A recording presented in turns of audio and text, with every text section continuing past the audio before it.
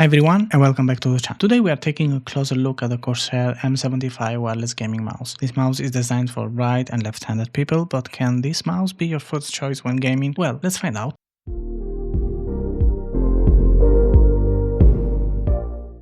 Inside the box we can find the mouse, the USB-C, the 4 buttons that we can use on the left or right side, more on that, the braided USB-C, and a Corsair white sticker. Let's talk about the design. The M75 has a sleek low-profile design with a matte black finish. It feels great and it's lightweight at just 89 grams. So we have a good balance between sturdiness and weight, good enough for long gaming sessions. The build quality is high on this mouse. Corsair uses high-grade materials, and we have some RGB lighting too if you want. That can be customized on iCue software. More on that later. Now, let's dive into some specs and performances. The M75 has a sensor with up to 26,000 dpi, 50G of acceleration and 2000 Hz polling rate in wireless mode with a slipstream adapter if you connect the adapter only to the mouse. Using it with a USB cable, you can go up to a 1000 polling rate. There are 3 connectivity options: slipstream wireless for low latency gaming, Bluetooth for connecting to other systems if you want, and USB-C if you want to use the mouse while charging. Alright, turning the mouse upside down, we have the 2 buttons here. One is for changing the DPI, as we can see here, and this other button here is for changing or switching between Bluetooth, wireless mode, or switching off the mouse itself. And here we have the space for the USB receiver that you can store here. Now let's talk about the buttons. As we can see, we have 2 buttons here and other 2 buttons here that you can use this mouse for if you are left-handed or right-handed. It doesn't matter.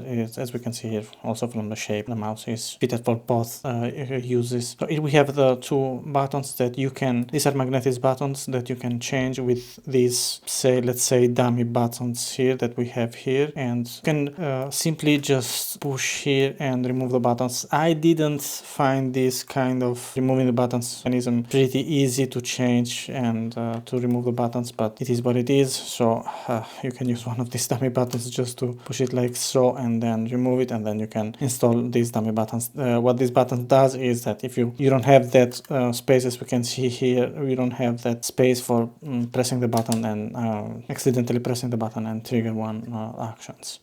You can enable both sides of the buttons from using, if you want to use it from this side and also on the other side. You can enable it by one submenu on iCue software. We will get to that in a minute. So as I was saying, this is a nice feature in my opinion, but I didn't find it easy when you have to remove one of these buttons and you have to install the other one. So you need, at least you need something to push and to remove this. These are magnetic buttons. Alright, this is not for this side.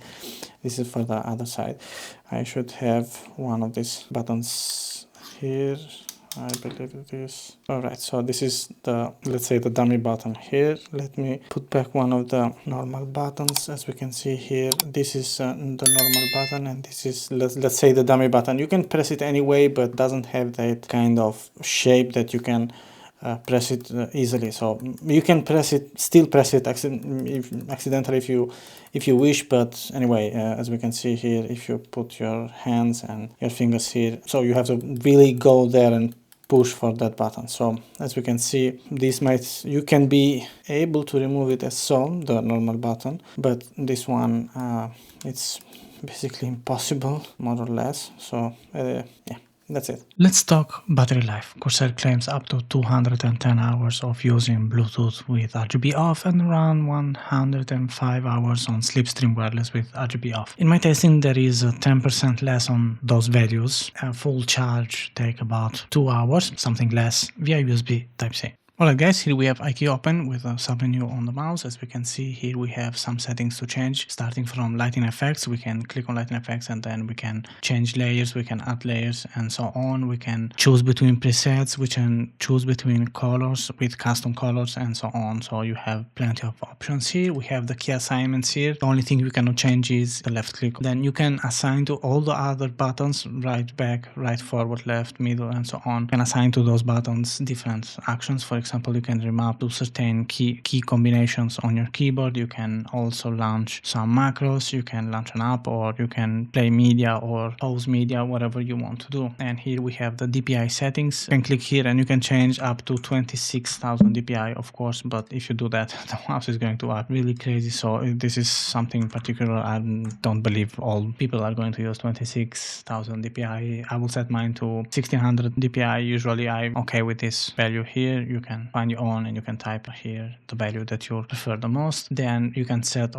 which of these stages you want to be the default when you turn on your system and when you open iCue. Here we have the surface calibration. In this case, you need a USB cable to calibrate on your surface depending on what you're using, if you are using a mouse pad or if you are using on your desk and so on. So this surface calibration will help you get the most of the motion sensor in depending on what surface you are using the mouse. Then if you go to this little gear here, we have this submenu here which have some useful settings. We can enable left-handed mode. So if you are using the mouse hand with your left hand, you can. What it does, this is doesn't matter if you are using with the left hand. The only thing, of course, it is going to change is the click, and the click will be the right click. Here we have the USB wired polling rate. In this case, I'm not connected with a USB cable, but if you connect the cable here, you are going to have 1000 Hz of polling rate, and with a slipstream wireless polling rate, in this case is 1000 Hz. But because I'm connecting the same slipstream wireless receiver with the mouse and with the keyboard, so I'm having this 1000 wireless polling rate. But in case you are connecting the receiver of the mouse and you are using only the mouse with that receiver, in this case you are going to have here 2000 polling rate, 2000 Hz of polling rate. And we have on the fly DPI adjustments for letting you change the DPI with a button under the mouse. Here we have some status battery, and here you can change the brightness of the mouse if you want to set it to 0, so you can save some battery, or if you want to set it to maximum to 50%. Personally, I use it with 50%. It doesn't change that much the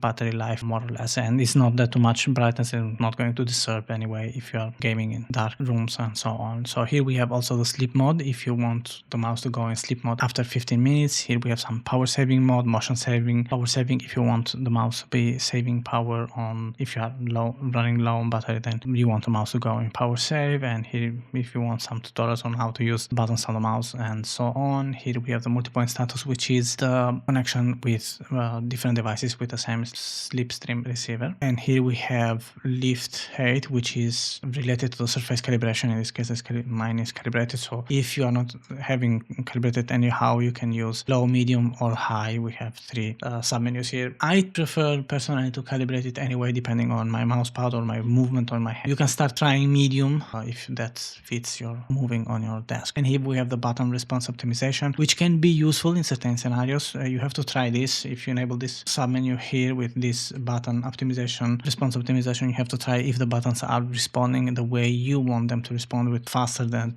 normal. But that can be okay in certain scenarios that you might not like it. It depends. This is up on you. It depends on how you prefer to use the buttons on different scenarios. Going back here to the submenu, one thing which I find it useful is the device memory mode. As we can see here from this little banner here, in device memory mode, all your device settings are going to be stored directly in the device memory. So whatever you are changing here is going to be permanently stored on the memory of the mouse. So you can just disconnect the mouse from the actual system. You are changing all the settings and you can connect it, for example, to a console. If you are using on PlayStation or Xbox, you can connect the mouse, and then with the settings you are changing here, those settings are going to be used from the mouse connected to a different system than the one you are using for changing all the systems here. Just keep in mind that once you set the DPI here, you are not going to say customize it because you don't have the app on those devices. Let's say, for example, you are using on your PS5 and then you want to change the DPI. The only thing you can do is go on the DPI button and change it from there. But then you are going to have these 5 stages here, and you cannot customize it if you want to customize it on the value that you prefer the most. Now, this mouse comes at $130, which isn't the cheapest option for a high-end gaming mouse. Here is what I didn't like. The side buttons, while being a good thing and provide a lot of flexibility, you have to struggle a lot to change the buttons from one side to another and to change those dummy buttons with the correct one. And that might not be that easy. Also, the button for changing the DPI, in my opinion, should have been somewhere else, because under the mouse you have to stop whatever you are doing, turn upside down the mouse and change the DPIs. Other Corsair mouse have it somewhere easy to reach. For example, the Night Sabre Pro have it between the two buttons, between the right and the left click, so you can easily change the DPI. So is the Corsair M75 wireless gaming mouse worth it? If you are looking for a premium, high-performance mouse with great versatility, those side buttons are a nice touch, and battery life, then absolutely I would recommend it. But keep in mind, it's not the cheapest option out there. Let me know in the comments what do you think about this mouse, if you have other gaming mouses that you prefer instead of this one. Don't forget to like, subscribe and hit the notification bell for more content like this. Thanks for watching.